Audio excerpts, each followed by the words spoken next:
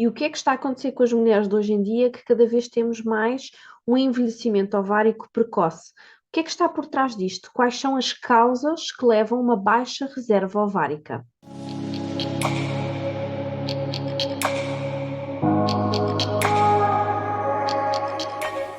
Primeiro de tudo, é muito importante nós percebermos que o nosso envelhecimento ele começa muito cedo. A partir dos 20, 23 anos, começa, mas muito gradualmente, de forma constante. E isto não tinha qualquer problema se não fosse o facto de nós, as mulheres, cada vez começarmos a pensar em engravidar mais tarde, depois dos 35. E aos 35 é aquela barreira etária em que o envelhecimento deixa de ser gradual e começa a avançar de uma forma muito desacelerada. Por isso, nós precisamos de pensar o que é que podemos fazer para o desacelerar e como é que podemos usar a alimentação neste processo. Como é que eu sei, em primeiro lugar, que eu estou perante uma menopausa precoce? Eu posso ter alterações no meu ciclo menstrual, posso ter falhas na menstruação, posso ter uma diminuição dos níveis do estrogênio, ao mesmo tempo que aumenta o FSH e o LH. Mas a menopausa propriamente dita só acontece quando eu estou um ano sem menstruar, mas eu teria que estar um ano sem menstruar e depois já estou na menopausa. Portanto, nessa altura já não me interessa muita informação, eu preciso de a recolher antes. Antes existe um período que é chamado perimenopausa. Ele começa 5 anos antes da menopausa e aqui eu já tenho alterações significativas, como o aumento do FSH. Mas eu quero travar isto, então como é que eu posso fazer?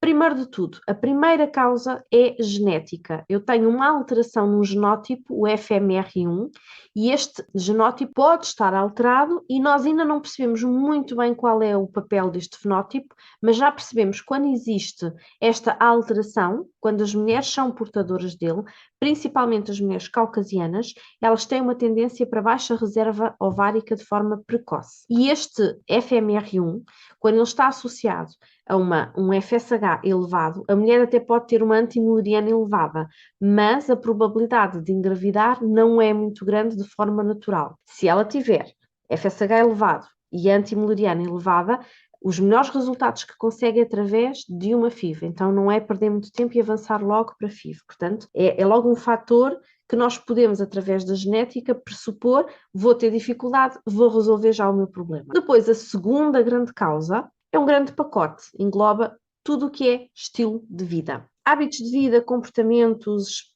episódios que eu tive durante a vida. Por exemplo, uma mulher que não tem filhos é uma mulher que tem tendência para ter uma menopausa mais cedo. Se a minha mãe ou se a minha avó tiver uma menopausa precoce, eu já sei que eu também vou ter a tendência para ter uma menopausa mais cedo. Então aí o que é que eu tenho que fazer? Tenho que pensar em ter o primeiro filho antes dos 30 anos. Se a minha avó passaram por restrição alimentar na gravidez ou tiveram uma dieta com alimentos muito processados, por exemplo, porque eu estive na barriga da minha avó, porque sou fêmea, estive na barriga da minha mãe, estive na barriga da minha avó, eu posso ter folículos vazios. Então, as alterações alimentares que elas tiveram, as restrições, vão prejudicar a mim. Por outro lado, se eu tive uma menarca, ou seja, a primeira menstruação for muito cedo, significa que eu posso ter uma menopausa precoce. Mas o oposto não se verifica, ou seja, se eu tive uma primeira menstruação muito tardia, não quer dizer que ela venha a menopausa mais tarde, está bem? Não se aplica a mesma regra para os dois lados. Então, de facto, a primeira gravidez já percebemos que ela devia ser antes dos 30, portanto, depois dos 35 até já é muito complicado. Se eu tive cirurgias pélvicas, principalmente nos ovários, se eu tenho irregularidades menstruais, se eu tenho alergias alimentares, se eu tomei pílula há muito tempo, se eu já tive uma gravidez etópica, se eu tive papeira, por exemplo, se eu fumo, uma mulher que fuma tem 7% mais probabilidades, só por este fator, tirando todos os outros, de entrar na menopausa precoce. Se eu tiver obesidade, 22% mais probabilidade. Se eu for magra demais, 10% mais.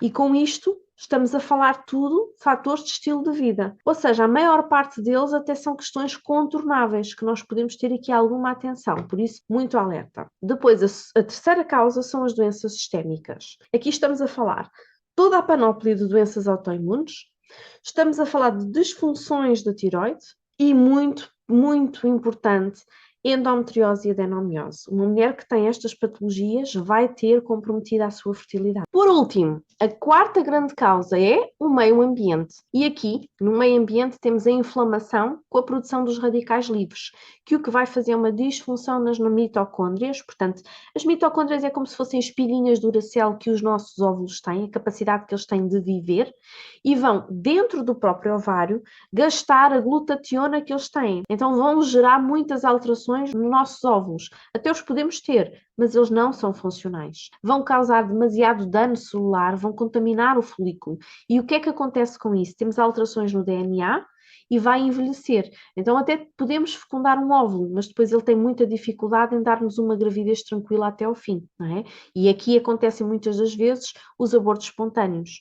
Há um grande aumento por causa das produções dos radicais livres, de citocinas inflamatórias, e isto sim causa um problema na nossa fertilidade. Depois, temos também a contaminação pelo bisfenol A, que são os plásticos que nós temos. Nós já sabemos que por ano nós consumimos uma fita de plástico de cerca de 20 centímetros, mas na forma de micropartículas. Então nós comemos plástico e ele faz alterações no nosso corpo. E isso já foi constatado através, por exemplo, de análises de urina. Percebeu-se que 80% das mulheres que tinham menopausa precoce tinham uma contaminação muito elevada do bisfenol A. E o que é que acontecia? Elas tinham menos folículos antrais, aqueles que estão prontos para a ovulação, biodisponíveis. Então afeta de forma muito impactante. E por último temos o consumo dos pesticidas dos filatados, que eles funcionam como disruptores endócrinos. Estes não vão atuar concretamente no ovário e no folículo, eles vão atuar nas hormonas, na nossa produção hormonal, e vão inibir a produção de determinados receptores hormonais, ou seja, os folículos podem estar lá, mas eles não recebem a informação e eles não conseguem maturar. Então boicota o processo logo desde o início. E com isto temos aqui as 4 grandes causas, bastante abrangentes, que vão impedir que a nossa reserva ovárica se vá deteriorando à velocidade normal. Acelera e uma velocidade extraordinária. O que é que nós podemos fazer? Podemos alterar aqui os hábitos de vida, reduzir as fontes de contaminação que temos e melhorarmos a nossa alimentação com um grande aporte de antioxidantes. Aprendeu aqui alguma coisa neste vídeo? Então subscreva aqui o meu canal para obter os novos vídeos e ir aprendendo um pouquinho mais sobre este tema.